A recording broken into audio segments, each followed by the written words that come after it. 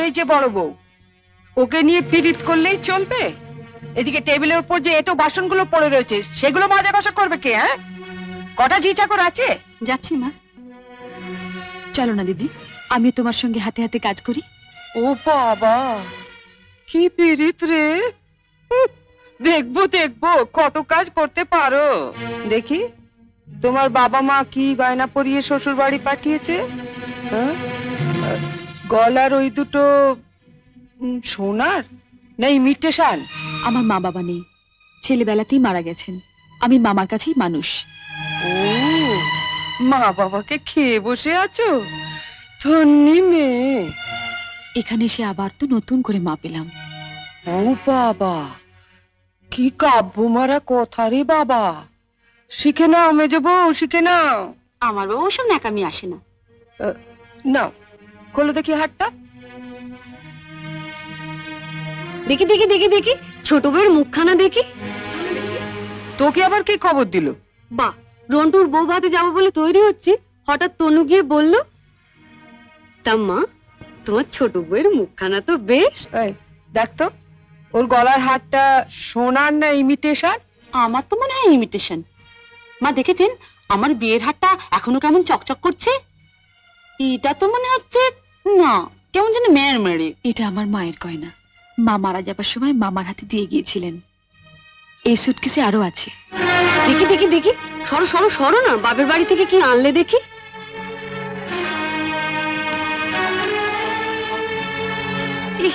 এ কি শাড়ি গো! ই মেয়ে, এ নিশ্চয়ই কোনো ভিখারি বাড়ির মেয়েকে বিয়ে করেছে তনু।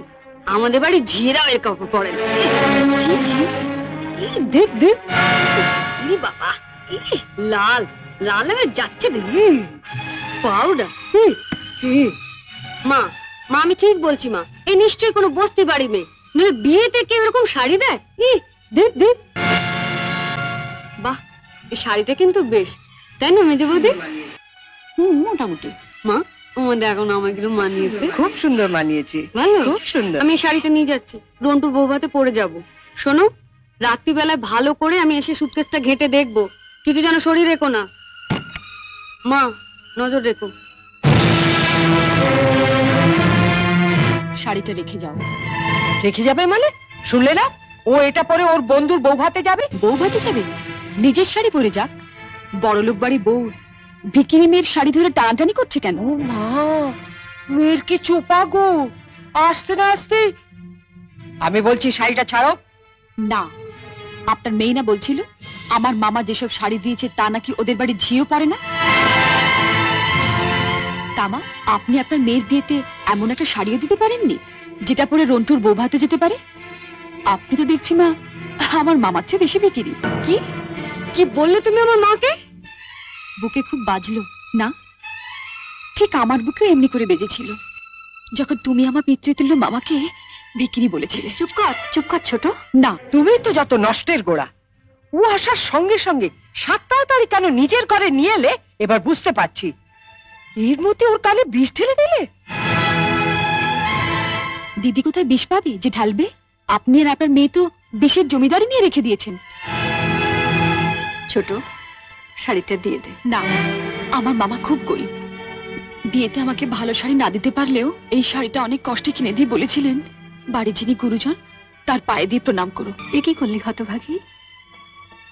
মা থাকতে আমাকে, ছোটবেলায় মাকে হারিয়েছি, কত আশা নিয়ে বাড়িতে এসেছিলাম, নতুন করে আবার মাকে পাবো। কিন্তু বড়দি, ওনার যা মূর্তি দেখলাম এ তো মায়ের মূর্তি নয়। শাড়ি দিয়ে প্রণাম করলে আমার মরা মায়ের হাতটা কষ্ট পাবে। শুনলে মেজে বৌদি, শুনলে? যত বড় মুখ না তত বড় কথা। ঠিক আছে, রন্টুর বৌভাত থেকে আসে, তারপর তোমার হচ্ছে। দাঁড়াও, যাবার আগে ছুঁড়ে ছুঁড়ে যে শাড়িগুলো ফেললে সেগুলো সুটকেসে তুলে দিয়ে যাও। তুমি বড়লোক বাড়ির বউ, তোমার বাড়িতে 10-20টা ঝি থাকতে পারে, কিন্তু এই বাড়িতে তো ঝি নেই, তাই কাজটা তোমাকেই করে যেতে হবে। কি হলো, তোলো। ছেড়ে দে ছোট। তুমি চুপ কর বড়দি। রন্টুর বৌভাতে যেতে গেলে কিন্তু এই কাজটা করে দিয়ে যেতে হবে ঠাকুরজি। আমার বাড়িতে? মা, কি ডাকাত মেয়ে রে বাবা! যাই, ওনাকে বলি গিয়ে যাই। তুমি কোথায় যাচ্ছ? শাড়িগুলো তোলো। মেজো বৌদি, ও বড় বৌদি, ছাড়, ছেড়ে দে ছোট, ছেড়ে দে, নইলে কিন্তু রন্টুর বউ ভাতে যেতে দেবো না। তোলো। দিদি